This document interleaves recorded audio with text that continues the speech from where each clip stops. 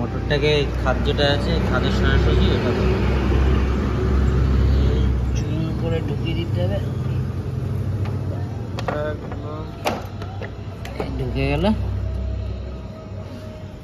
এই পাশটাকে আস্তে করে টেনে এই কাঁটাটা এই খাদের সোজাসুজি বসবে। এইটাকে এইদিকেও হাফ ফাঁকা রাখতে হবে, আর এই যে এইদিকেও হাফ ফাঁকা রাখতে হবে। এটাকে এরকম ঘুরিয়ে দেখতে হবে, ইজিলি ঘুরছে। হয়ে গেল। এবার ওইখানে এই স্ক্রুটা লাগাবো।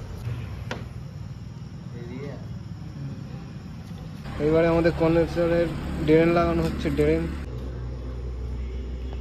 ড্রেনটা বসানোর সময় এই জলটা গিয়ে ড্রেনে পড়বে, সেই খাতটা ভালো করে খেয়াল করে তারপরে বসাতে হবে। এই পাশটাও সেম, এখান দিয়ে জলটা গিয়ে ড্রেনের এই ট্রেতে পড়বে, সেইটা ভালো করে খেয়াল করে ড্রেনটা বসাতে হবে। উল্টো পাল্টা বসানো হলেই জল ঘরের ভিতরে পড়বে। তারপরে এই হুকগুলো ঠিকঠাক জায়গায় বসছে কিনা আরামসে আস্তে আস্তে করতে হবে, যাতে কোথাও ভেঙে চুরে না যায়। তারপরে এটাকে ওই ট্রেনের এই যে মোটরের গা বেয়ে জলটা এসে যাতে ট্রেনের মধ্যে পড়ে, সেটা ভালো করে খেয়াল করে এটা লাগাতে হবে। বসাবো কন্ডেন্সার বসানোর সময় খেয়াল রাখতে হবে এই পাইপটা সবসময় ডান পাশেই হয়,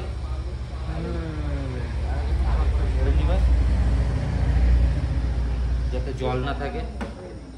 এটাকে আস্তে করে এইভাবে ঢুকিয়ে দিয়ে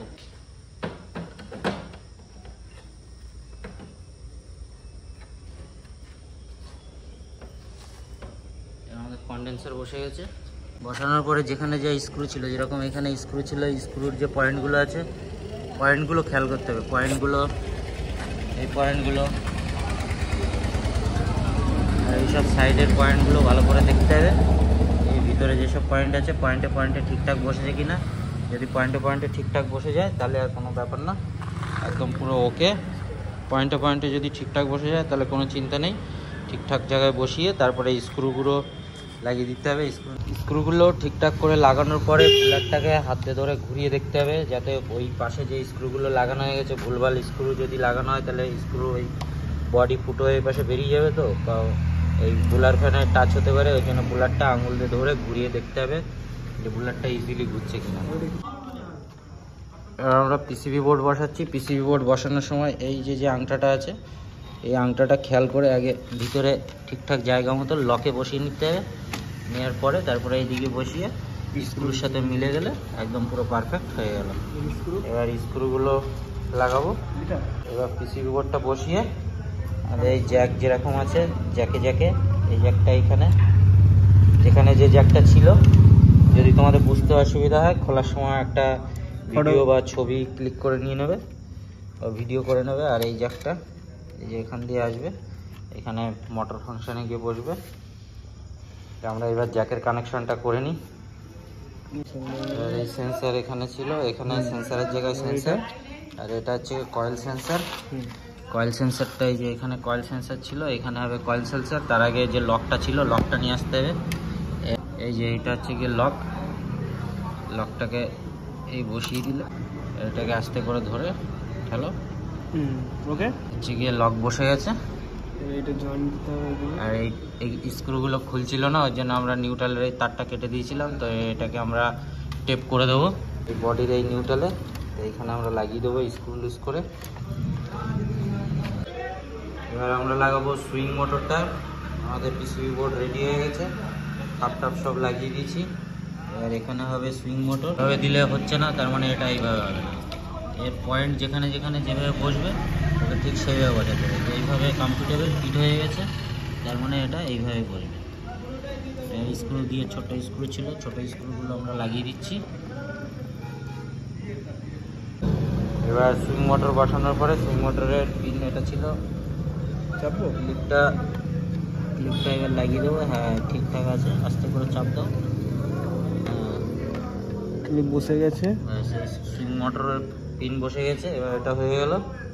এই তারটাকে ভাঁজ করে আস্তে করে ভিতরের দিকে ঢুকিয়ে রাখতে হবে।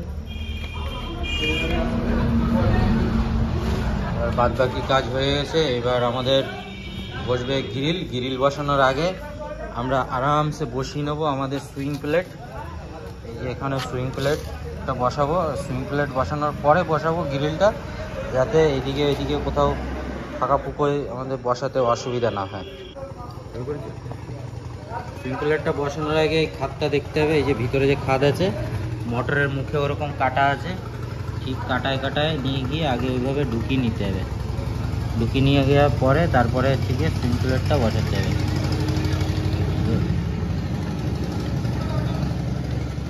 এই যে ঢুকে গেল কাটায় কাটায়। এবার তারপরে সুইং প্লেটটাকে এরকম ব্যান্ড করতে হবে আস্তে করে, মিডিলে ব্যান্ড করার পরে এই মাথাটাকে এরকম ঢুকিয়ে দিতে হবে পয়েন্টে। ব্যাস ঢুকে গেল। তারপরে মালটাকে এরকম তুলে এই বসে গেল। এই আমাদের সুইং প্লেট পুরো রেডি সেট। তার আগে সুইং প্লেটটাকে এরকম একটু খুলে দেখে নাও ফিটফাট আছে কিনা।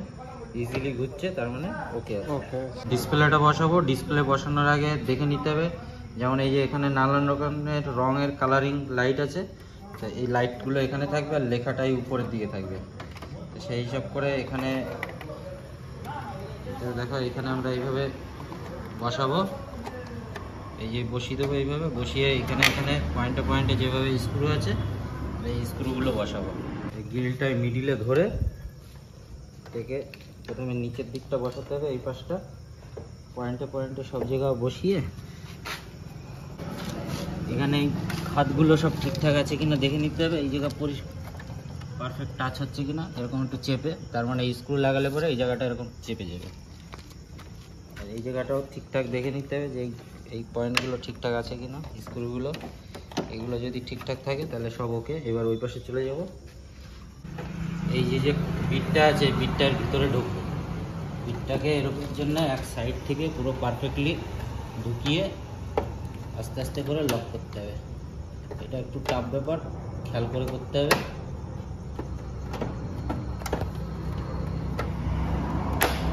এই একটা লক হয়ে গেল, এই একটা লক হয়ে গেল। সেকেন্ড লকে আসতে হবে একটা একটা করে এরকমভাবে বসে দিলাম। তারপরে এটাকেও এরকম আস্তে করে নিয়ে পারফেক্ট দিয়ে ব্যাস। এবার দেখে নাও এখান থেকে পুরো যা কিছু আছে বডি পুরো এরকম একের পরে এক টাচ আছে, কোনো জায়গা ফাঁকা নেই। আর এখানে স্ক্রুর পয়েন্টগুলো সব একদম পুরো পারফেক্ট মিলে গেছে। এবার স্ক্রুগুলোকে লাগাতে হবে, একটা একটা করে সব লাগিয়ে দেবো। খাপটা বসানোর আগে কানেকশনটা দেখে নাও। এই যে এখানে একটা আছে, এখানে একটা আছে, এখানে একটা আছে, একটা নিউট্রাল, একটা ফেস, আর একটা হচ্ছে গিয়ে বডি আর্থিং। তো এটা হচ্ছে গিয়ে ফেস লাইন যাকে বলে, এটা হচ্ছে নিউট্রাল, আর এটা হচ্ছে গিয়ে বডি আর্থিং। এখানে দিয়েছে দেখতে পাচ্ছ, এই যে নিউট্রাল লেখা, এটা লাইন, আর হচ্ছে বডি আর্থিং আউটডোর কানেকশন। তো আউটডোর কানেকশনটাও দেখিয়ে দিলাম এরকমভাবে। এবার আমরা খাপটাকে লাগিয়ে দেবো। এবার আমরা নেটটা বসাবো, এই ফাঁকা দিয়ে আস্তে করে ঠেলে দিয়ে লকে লক হয়ে গেল আমাদের। এটা নেট বসানো। আর একটা আছে সেম প্রসেস, হয়ে গেল আমাদের নেট বসানো। এবার বসবে আমাদের মেন ঢাকনা। আগে হচ্ছে কি এই পাশটা এই ঠেলে দিচ্ছি আস্তে আস্তে, ওই যে ভিতরে যেটা খাদ আছে হ্যাঁ খাদে বসে গেল। সেম প্রসেস এই পাশেও এরকম আস্তে করে ঠেলে নিয়ে গিয়ে খাদে, এবার খাদে দিয়ে একবার এরকম দিয়ে এরকম দেখতে হবে ঠিকঠাক লকে বসেছে কিনা।